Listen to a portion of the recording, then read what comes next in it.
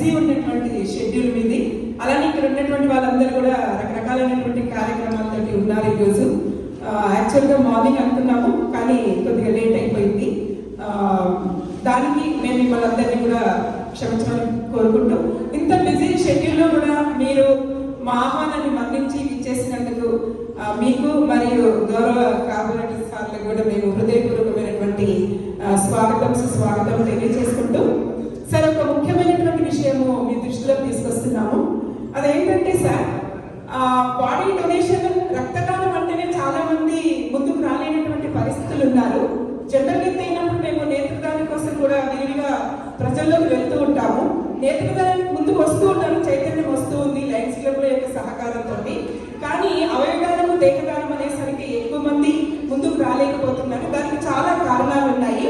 కానీ వాటన్నింటినీ కూడా ఛేదించుకొని ఒకటేసారి 30 మంది బాడీ డొనేషన్ కి ముందుకు రావడం అనేటటువంటిది ఈ యొక్క మై జీవన్ హోమ్ దీనిలోనే జరుగుతున్నటువంటి ఒక అద్భుతమైనటువంటి కార్యక్రమం. ఇక్కడే కాకుండా రాష్ట్ర వ్యాప్తంగా కూడా ఎక్కడ చూసుకున్నా కూడా ఒకరు ఇద్దరు బాడీ డొనేట్ చేయడానికి ముందుకు వస్తున్నారు.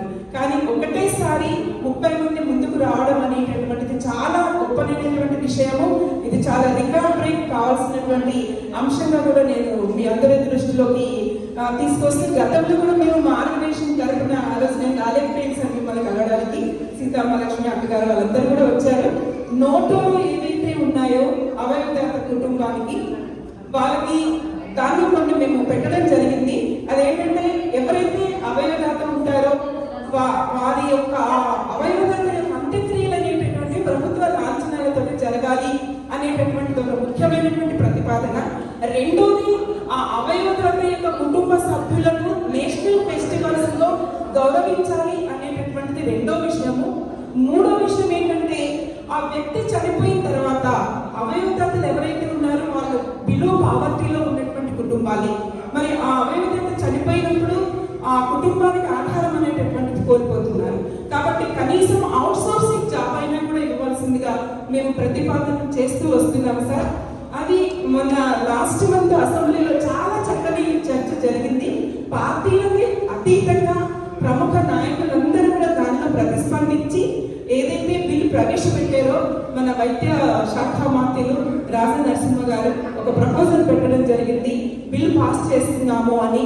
దానికి అందరూ కూడా హరీష్ రావు గారు కానీ అందరూ పార్టీలకి అతీతంగా అందరూ స్పందించి ఇది సమాజానికి అవసరమైనటువంటి విషయం కాబట్టి దీనికి మేము ఆమోదాన్ని తెలుపుతున్నాము అని అనడం జరిగింది సార్. చక్కని చర్చ జరిగింది. ఆ రోజు బిల్ పాస్